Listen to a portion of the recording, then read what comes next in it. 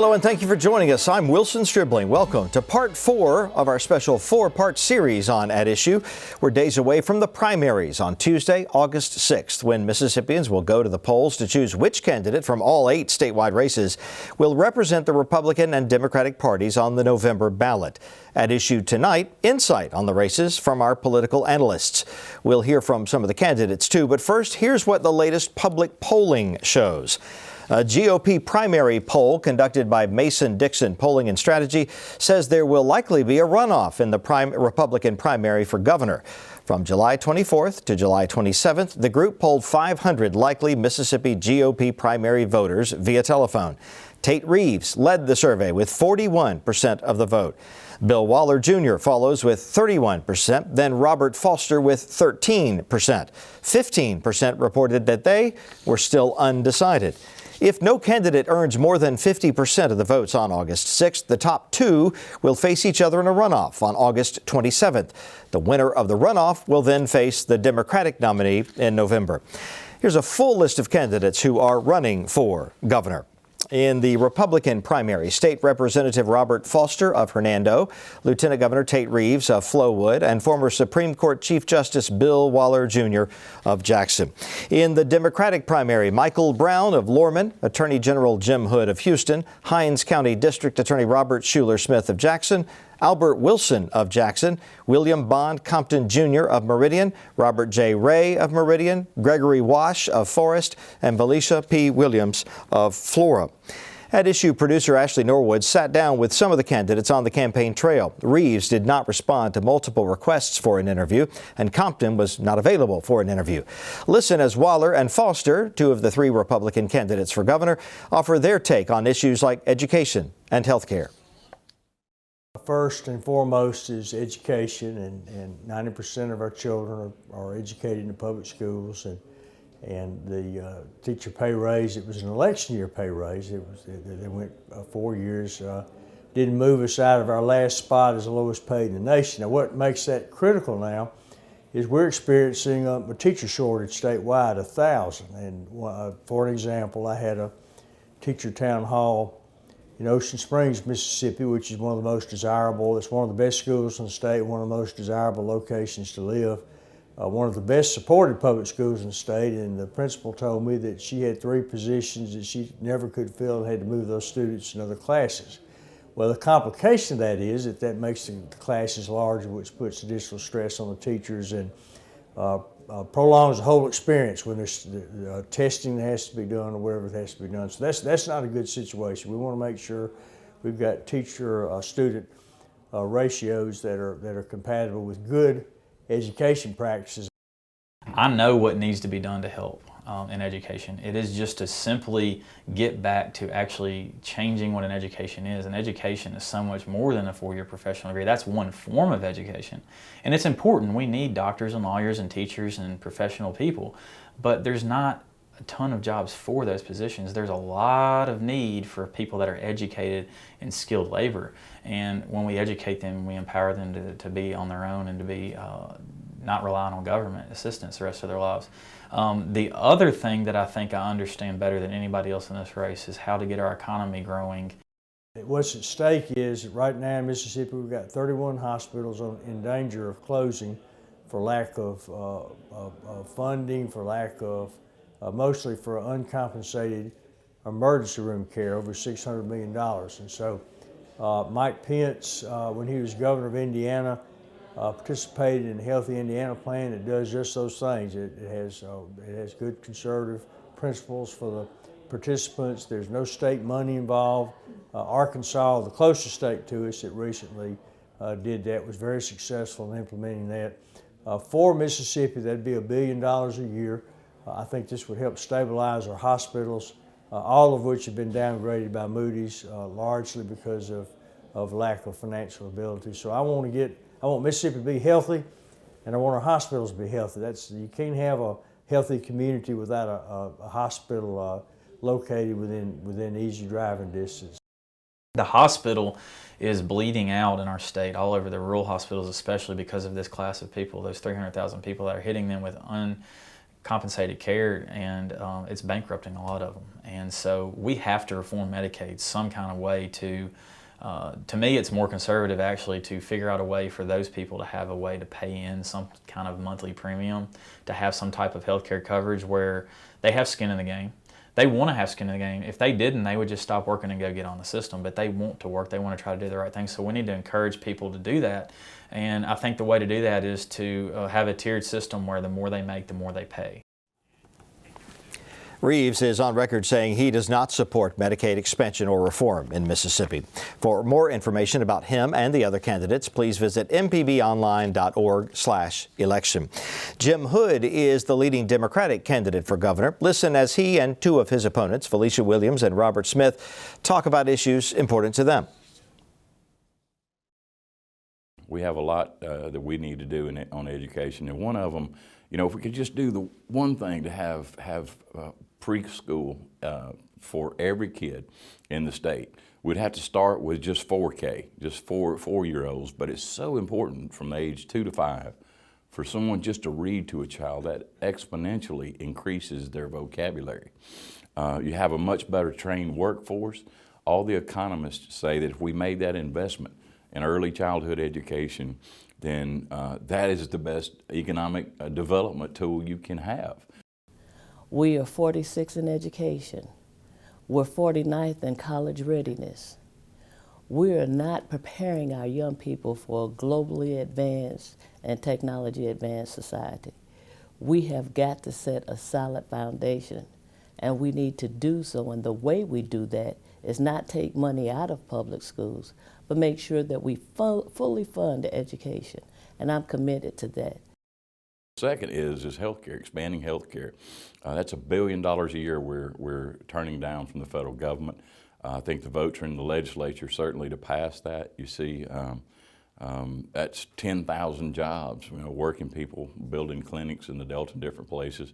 And the best paying jobs in rural two-lane road towns like I'm from are in a medical clinic or, you know, physical therapist office or whatever. And so it would really have a huge impact on our state and our economy. Our infrastructure, we can see it crumbling before our eyes. When we look at our roads, we're like 30.2% of our major roads are in poor condition. We had over 550 bridges closed. In some counties, that's 20 bridges or more that have been closed. The impact that has on a community to have to reroute and go around is devastating. And so we have to make sure that we maintain our infrastructure. Many of the problems we face are based upon the fact that we failed to do maintenance.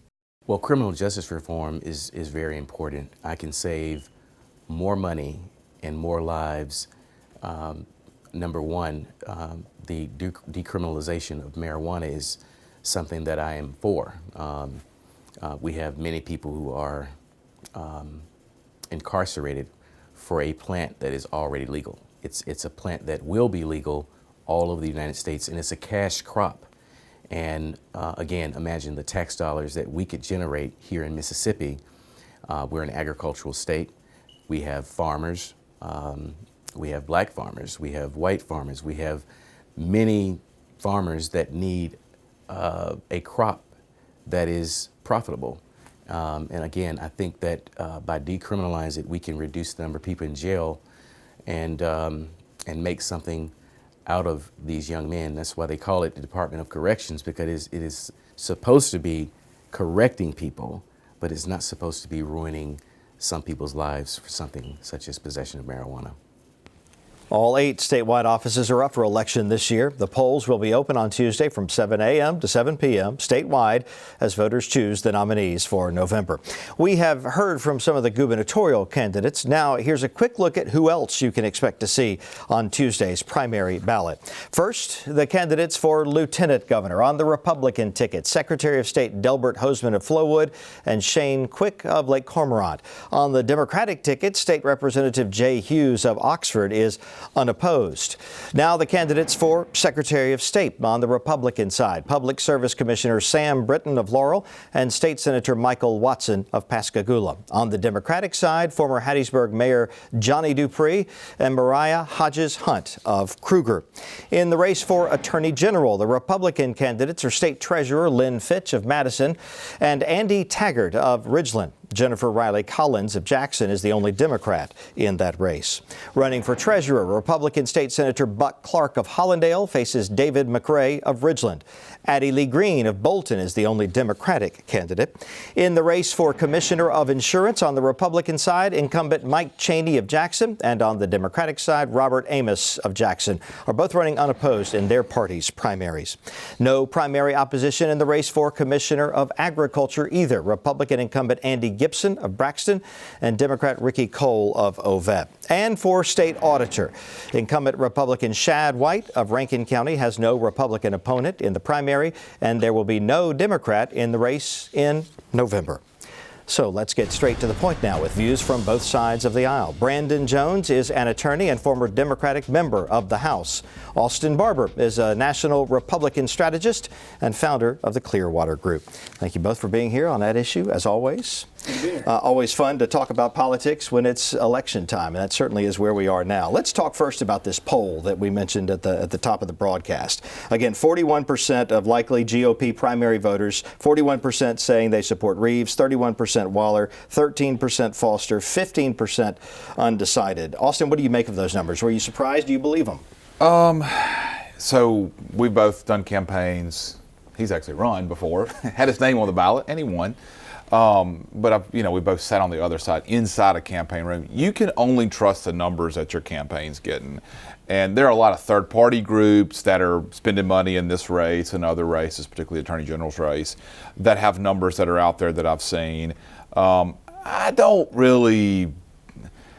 don't necessarily believe these numbers. I think that this race is going to be really close, and I think I said this before, really close to whether it goes to a runoff or not, whether Tate Reeves wins this race on August the 6th and prevents going to a runoff, or whether he's in a runoff. If he's in a runoff, he's going to be in a runoff with Bill Waller.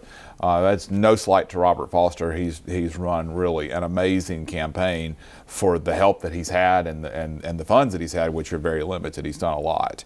But I think this is about Bill Waller and Tate Reeves and whether they're going to be in this 3-week runoff or not. I think Tate Reeves it's going to be really close to 50. He may end up with 50.1 on election night. He may end up with 48.7 on election night and we have a runoff. I don't see Tate Reeves getting 41, 42%. But as long as he's been in statewide elected office, why do you think he gets only 41%? Why do you think it's so close that it can be so on the fence as to whether he makes the runoff or not? Look, Bill Waller's been elected multiple times as a Supreme Court justice in Central Mississippi. Bill Waller's dad was governor. The Waller name in Mississippi is a big, prominent, well-respected name. Bill Waller, had an extensive military career in the National Guard, and Robert Foster is from the second biggest Republican county in the state, DeSoto, only behind Rankin County. I always called it Reagan County, Rankin County. So it's not an easy thing for Tate Reeves. And Tate Reeves has been lieutenant governor for 8 years, and in that role, and he would be proud to say this, he's told people no. Because he said, that's what I think is best for the state, to have to tell you no. And when you do that, you make some people mad. But he's doing it because he thinks that's what's best for government and what's best for the taxpayers, most importantly. So I'm not surprised that this is really close to whether Tate Reeves ends up at 50% plus one vote or just under that. We go to a 3-week runoff. Brandon, what do you make of this poll? I was surprised. I think that Lieutenant Governor Reeves would be very disappointed to wake up with 41% on Wednesday. He comes in with a 10-to-1 cash advantage. He's been in statewide office for 16 years. And so I think that's not what he wants to hear. And Republicans are typically pretty reliable to go for the front runner. I mean, Tate's next in line. I mean, I'm a little bit surprised to see those numbers. I'm also a little bit surprised because both Waller and Foster have laid out fairly precise health care and education and infrastructure plans to contrast themselves with the lieutenant governor. And I'm kind of curious as an observer, where is the base for Medicaid expansion within the Mississippi Republican Party? where's the base for doing more for teacher salaries within the Mississippi Republican Party? Where's the base for a gas tax within to fund infrastructure? Those are positions that I would presume would not be majority positions within this primary. So I'm not sure where the momentum is coming from. Yeah, I don't think there is a lot of momentum really anywhere. I think this is going to be really close to whether we hit a runoff or not. I think Tate Reeves is going to be the nominee, whether he wins it on August the 6th or whether it takes him 3 weeks later, and it's going to be him and Jim Hood. The Neshoba County Fair was this week. We had speeches on Wednesday and Thursday. Of course, Thursday were all the gubernatorial candidates. Yeah, you had Foster, you had Waller, you had Hood, then you had Tate Reeves, and you had the governor. And it was Jim Hood was going after Tate Reeves, and Tate Reeves was going after Jim Hood. It had the feel, the aura of that's what we're about to get, is Jim Hood versus Tate Reeves for 3 months, and it's going to be a slugfest. That's what the feel was at the Neshoba County Fair. There is no base for expanding Obamacare in the Republican Party in Mississippi. It is a tricky situation for Bill Waller to be for that. I think he wants to do the right thing to help community hospitals, but we're just talking politics here. That's a tough thing to go do to try to win a Republican primary. And it's for a governor. sad, and you've heard me say, it's a sad commentary. I mean, we need expansion as much as any state. We're now in a minority of states without it. Republicans across the country have embraced some form of expansion. Frankly, the Indiana expansion that he keeps referring to by Governor Pence was not really that big of a departure for full-blown expansion. It just required people to pay a bit of a premium. We desperately need it. Hospitals are closing in Mississippi probably during the course of this program. So I would like for Lieutenant Governor Reeves to reevaluate his position on that, but I don't know that there's much of a base for that within the Mississippi Republican Party. All right, let's move on to another race. We've talked a lot about the governor's race. We've talked a little bit about the lieutenant governor's race. Let's move to Secretary of State's race, which has gotten a bit nasty in some cases. Yeah, as Sam Britton, Public Service Commissioner, accountant, and Michael Watson, member of the State Senate, attorney, I cannot look at this race without seeing it through the lens of 2014. The Secretary of State's office is the leading arbiter of who gets to vote, how elections are handled throughout the state. And I know Michael. I like Michael's family. My heart goes out to him right now. I know he recently lost his mother, who I happen to know, good woman. And so this is not a personal criticism, but this office of Secretary of State is crucial to how elections are governed. And this is a guy that stood arm to arm with Chris McDaniel in their 2014 Senate race and essentially said that black folks who voted in a Republican primary were casting illegal ballots and should not be allowed to do that. Now that's a breathtaking position for a person to take who wants to be the voice of elections in Mississippi. And I don't care what partisan hat you wear, I think that's an unacceptable position, and I frankly think that disqualifies him to be the chief enforcement officer of elections in the state of Mississippi. Well, so in the Secretary of State's race, and Brandon and I always do a really good job, I think we do a good job of saying, hey, this is who we're for, okay? We are involved in politics. I think that's what makes this show somewhat interesting when y'all show us to, is because we have insight into what's going on in politics because we're uber involved and we have been for decades now. Gosh, we're getting old. You're getting old. But so I have a very close relationship with Sam Britton. He's a friend. He's someone I'm for in this race, so I am biased in this. But I will say that on Michael Watson's behalf, he's got the support of the governor. That's a big deal. The endorsement of the governor is a big deal.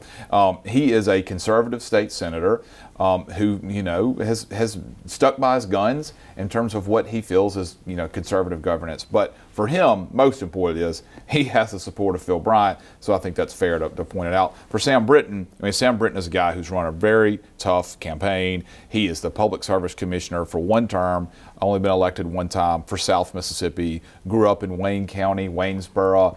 He would tell you, he grew up as a guy who was working as a roughneck in the oil fields and became a successful CPA. So we've got two good candidates in this race who have diverse backgrounds and diverse skill sets, and we'll see what's happening. It has gotten a bit testy and a bit, contrast and negative at times, but that happens in politics. And waiting on the other side of that is my very qualified friend, Mayor Johnnie Dupree, who, in the name of saying all our relationships, is a former client of mine, but somebody who I think has the skill set to execute this job in a great way. And I look forward to him being able to make that pitch. He's kind of been overlooked in this primary season because he doesn't have an opponent, but I'm sure he'll be ramping up his campaign. And we'll probably be talking about him and whoever the Republican nominee is more when we get closer to November. Let's move to the Attorney General's race on the Republican side. Mark Baker, Lynn Fitch, Andy Taggart. All three have pretty good name recognition, especially Lynn Fitch being a statewide elected officer already. Yeah, that's right. So we have three strong candidates, strong in their own way, that are running as a Republican. We obviously showed them on screen earlier. Mark Baker, who'll be first on the ballot, then Lynn Fitch and Andy Taggart. Look, this thing's going to a runoff. Okay, there's no question about that. Lynn Fitch is the most well-known of the three candidates. She's obviously finishing her second term of being a state treasurer, so she's got the advantage of, hey, I've been elected statewide twice. I'm the only female on the ballot on the Republican side. Obviously, the Democrat is a female. But it's going to a runoff. I think Mark Baker's got a lot of momentum in this race. If I had to guess right now, I'd say it's probably Baker and Lynn Fitch going to a runoff. But Andy Taggart cannot be counted out. That man knows a lot of people. He's been doing politics in Mississippi for a long time. So three good candidates, and it'll be really interesting to see. I think that will be a super tough, bare-knuckled brawl runoff. I will leave it like that. You agree? It looks very close. I mean, I don't think any of these candidates are going to be as strong in the position of Attorney General as Jim Hood has been. Jim Hood has done an excellent job of enforcing the law, has done great work in the area of domestic violence, has done great work in the area of cybercrime, and he has delivered for this state in a way no other elected official has, whether it be BP, Google, any of these various crusades that he's taken on, David versus Goliath. It's paid off for Mississippi, and it's been right for the consumers of Mississippi. I don't catch that spirit from any of these folks. I do have a good friendship with Andy. I know how hard he works. He's a former chief of staff to Kirk Fordyce. Working so hard in this campaign. And look, he's a skillful operator. Lynn Fitch has clearly shown competence in her work. You know, to me, I'm surprised by the insurgent campaign that Representative Baker has run. I really didn't see him being as competitive in this race. He's clearly tapping into that sort of Republican id of the moment. He is touching all the erogenous zones of reactionary Republicans right now by talking about issues that are just really red meat, and it appears to be working. I think the question for me, Austin, is did he start that early enough so that the momentum gets him to that second place spot? I think that he did. It's all about money, and I think Baker is just kind of getting hot at the right time. Does he surpass Andy? Look, Lynn Fitch is going to finish at the top of the ticket, okay? I think she has a place because she's been elected twice statewide. She's got a place in the runoff. And I think it's a real battle between Andy and between Mark. And can Mark Baker's momentum carry him there? Can Andy Taggart's longtime relationships, organizational skills, throughout the state over decades. And just likability. Absolutely likability. He is a very likable guy. But, Mark Baker has an ace up his sleeve, which is Rankin County. Yeah. And Rankin County will have a huge Republican turnout. And how does Mark, do there? I think he'll do well. The Republicans, obviously in particular, like to align themselves with President Trump and a lot of the campaigning that we hear. Austin, how much do you think national politics is playing a role even in the primary process here on the state level? Well, it is. I mean, there's no question that to be successful, it seems, in a Republican primary, you need to be close to Donald Trump. Then you don't have to have his phone number, but you need to have support him and be able to. It's even better when you can say, I have supported him in the past, not just when I decided that I'm about to run for statewide office. We even look in the state treasurer's race, which we didn't get a chance really to talk about in the Republican primary. You've got David Mcrae and Buck Clark. Buck Clark, a longtime state senator from the Mississippi Delta, appropriations chairman. David Mcrae from the Mcrae's department store, excuse me. I'm sure I just offended them by making that comparison. Sorry. So you've got those guys, and they are talking about who's closest to Donald Trump. It's funny, trying to talk about their experience and how they see the race, but who is closest and who has the best relationship and has done the most for Donald Trump. It matters. Trump has 95% approval rating with Republicans in Mississippi. So it's common sense kind of thing you got to do. I guess it's funny or sad depending on how you look at it. I cannot believe, fast forwarding from where we all were before the 2016 race to 2019, and have people embracing the spirit of Donald Trump. I don't think his policies help Mississippi. I don't think that he thinks about Mississippi. I don't know what he thinks about, but it's a real sad scenario. Hopefully this season of Trump embrace will be a one season only event and we can move on to other topics. But Austin is exactly right. His analysis is spot on. At this moment in Mississippi history, the Republican who aligns himself tightest to this president has success. And as much as that may dismay people like me, it's just the truth. And for Democrats, that presents a challenge because we have to talk to the communities that clearly have an affinity for the president. And how you navigate around that is going to be challenging. I think Jim Hood has shown throughout history of his electoral success that he has a way of connecting with people over and against national issues in a way that's fairly unique. I'm sure that whoever runs against him is going to be trying to tie that noose around his neck, though.